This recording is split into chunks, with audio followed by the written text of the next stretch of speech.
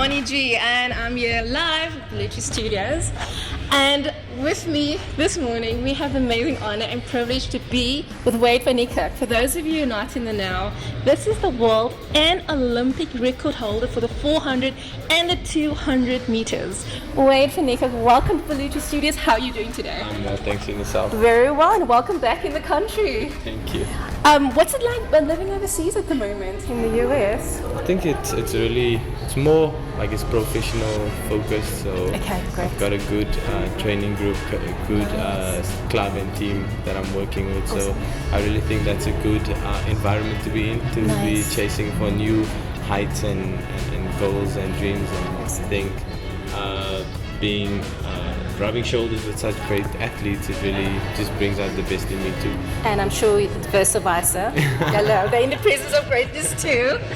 And congratulations on being the brand ambassador for Audi. How long have you been holding that position? Oh, I've been working with them since 2016, so it's been quite a while now. And yeah, it's exciting to see how the brand develops from the RS3 that I was dreaming to want to use when I was a young boy to seeing how I've grown into using the RS6s, the Q8s, and now the electronic cars, which is a very exciting innovation that's being worked on for the next few years. So I'm really excited to see how the brand develops and grows as well. Nice. That's amazing, the comparison we did too, because you're growing just as fast as the brand is growing, and hand in hand. Yeah. I hope they can keep up with you though.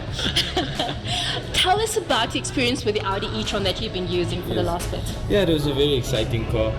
First and foremost, I think once you get into the car, you see how beautiful the car is, and that's big ups to Audi from day one. Every car that you climb in, it's always luxury, it's always an exciting car to want to experience. And then having the new technologies that you see, the little mirror on the side, or the mirrorless driving, the rear driving. What an adjustment that must have been. It was, because a lot of times I end up looking to the side, I see a camera, not a mirror, and then you have to check again, and then you're like, okay, but you slowly but surely start getting used to it, and all the little technologies in between. And I mean, what are your favorite features on this new vehicle? The favorite features has always been the interior. I think because that's what we spend most of our time is inside of the car, experiencing the car and all the finer details of the interior. But then the spoils of the Audi is once you climb out of it, then you're like, wow, am I driving this car? Beautiful. So it really just gets beautiful all around, inside and out. And I think that's what gives Audi that edge to every single other competitor. They give you the inside and outside experience of And what adjustment must it be to have a vehicle without an engine? It took me, it was a bit intimidating, I must say, but I guess it's more easier for us though. We're not we're just people that love cars, enjoy the cars, and we're not that deep into the engine and the petrols and the this and the that. Just being able to charge it like a cell phone, or it makes life so much easier. So we don't think too hard about this and that. We just know that we need to charge it in the car. So So many of us forget to charge our cell phones. Yeah. How big of an adjustment is it to remember to charge your car? I won't lie, with load shedding it was a big challenge. It was very difficult. How did you manage that?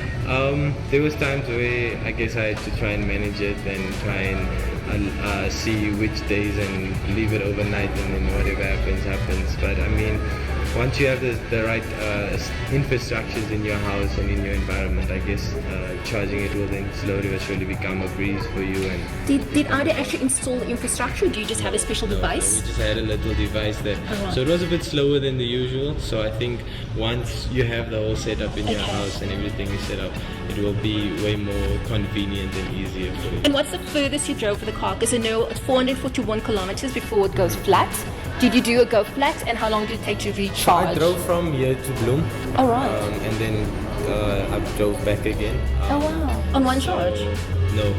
Yes, one charge. So we charged it over here, and then we stopped in Ventersberg, and then we charged it again, and then we made it to Bloem. So it was a smooth drive. It was nice and it's fun, but you have to make sure that you spare your energy, because obviously the faster you drive, the more power it takes, and the more likely you will make it to your destination if you go too fast. So it is something that you need to be very conscious of. I will always encourage someone to consider Audi. I've been with the brand for a solid few years now, and I've been excited every single time I got into a car, I experienced the car. It was always an amazing experience, and I believe I would end up owning an Audi by the time I'm done with the relationship. Fantastic. And the e-tron itself is something that you would actually purchase? In the future, for sure. Okay. For sure. Excellent. Thank you so much.